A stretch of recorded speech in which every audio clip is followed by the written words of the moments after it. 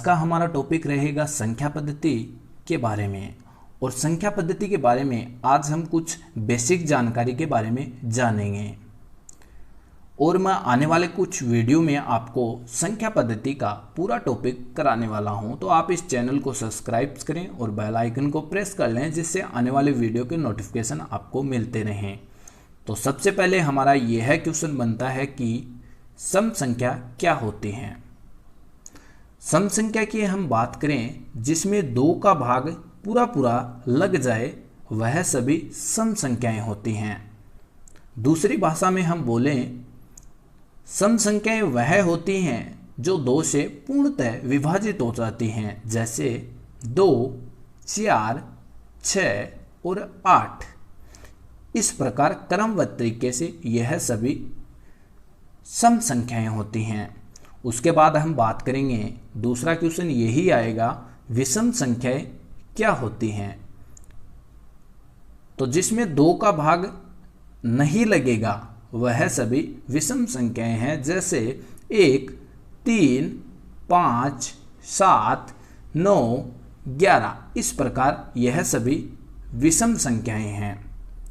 सम संख्याएं वह होती है जिसमें 2 का भाग जाता है, विषम संख्याएं वह होती है जिसमें 2 का भाग नहीं जाता है। उसके बाद हमारा तीसरा क्वेश्चन यह बनता है, प्राकृत संख्याएं क्या होती हैं। 1 से क्रमबद्ध तरीके से अनंत तक जो संख्या होती है वह प्राकृत संख्याएं होती हैं, जैसे 1, 2, 3, 4, 5 और इस प्रकार अनंत तक यह सभी प्राकृत संख्याएं होती हैं। प्राकृत संख्या के बाद हम बात करते हैं पूर्ण संख्या के बारे में। जैसा कि आपने देखा, प्राकृत संख्या 1 से शुरू होकर अनंत तक जाती है, उसी प्रकार पूर्ण संख्या 0 से शुरू होकर अनंत तक जाती है, जैसे 0, 1, 2, 3, 4। इस प्रकार क्रमबद्ध तरीके से अनंत तक यह सभी पूर्ण संख्याएं होती हैं। उसके बाद हम बात करते हैं पूर्णांक संख्याएं क्या होती हैं। पूर्णांक संख्या माइनस से प्लस की ओर जाती है, जैसे 3, माइनस के 3, माइनस के 2, माइनस का 1, 0, 1, 2, 3। इसी प्रकार अनंत तक यह सभी पूर्ण संख्याएं होती हैं।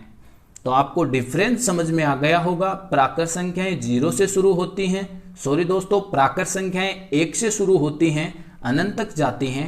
पूर्ण संख्याएं 0 से शुरू होती है, अनंत तक जाती हैं। पूर्णांक संख्याएं माइनस से प्लस की ओर जाते हुए अनंत तक जाती हैं। तो दोस्तों, आपको यह डिफरेंस अच्छे से समझ में आ गया होगा। और दोस्तों, मैं एक बात नोट डालकर लिखवा देता हूं, जो कि आपको किसी भी बुक में नहीं मिलेगी। आप लिख सकते हैं या सुन सकते हैं, सभी पूर्णांक संख्याओं का योग तथा औसत भी शून्य होता है। मैं रिपीट कर देता हूं, सभी पूर्णांक संख्याओं का योग तथा औसत भी शून्य होता है। उसके बाद हम बात करेंगे भाज्य संख्याएं क्या होती हैं। तो मैं आपको इसकी परिभाषा बता देता हूं। 1 से बड़ी वे प्राकृत संख्याएं जो स्वयं व 1 के अलावा किसी अन्य से पूर्णतः विभाजित हो जाएं, जैसे 4, 6, 8, 9। यह सभी भाज्य संख्याएं होती हैं। अब हम बात करते हैं अभाज्य संख्याएं कौन सी होती हैं। तो मैं आपको अभाज्य संख्या की परिभाषा बता देता हूं। 1 से बड़ी वे प्राकृत संख्याएं जो स्वयं व 1 के अलावा किसी अन्य से पूर्णतः विभाजित न होएं। तो मैं आपको फिर से परिभाषा रिपीट कर देता हूं। 1 से बड़ी वे प्राकृत जो स्वयं व 1 के अलावा किसी अन्य से पूर्णतः विभाजित न होवें, जैसे 2, 3, 5। इस प्रकार क्रमबद्ध तरीके से यह सभी अभाज्य संख्याएं होती हैं। अब हम बात कर लेते हैं सबसे छोटी भाज्य संख्याएं क्या होती है। सबसे छोटी भाज्य संख्याएं होती हैं 4। सबसे छोटी भाज्य संख्या 4। अब हम बात करते हैं सबसे छोटी अभाज्य संख्याएं क्या होती हैं? सबसे छोटी अभाज्य संख्या, सबसे छोटी अभाज्य संख्या होती है 2। तो दोस्तों ये किसी भी बुक में नहीं मिलेगी। अब हम बात करते हैं 1 से 100 तक अभाज्य संख्याएं कितनी होती हैं। यह क्वेश्चन आपको रामनिवास माथुरिया और एस.के. अग्रवाल दोनों बुकों में मिल जाएगा।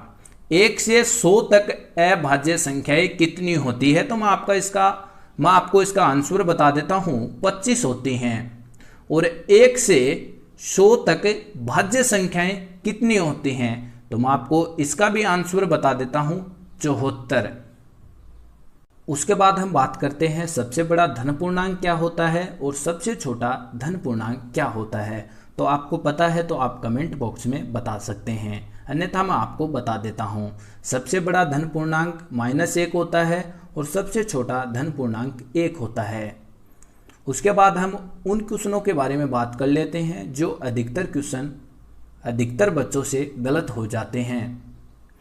1 से 100 तक शून्य कितनी बार आते हैं? तो मैं आपको बता देता हूं, 11 बार।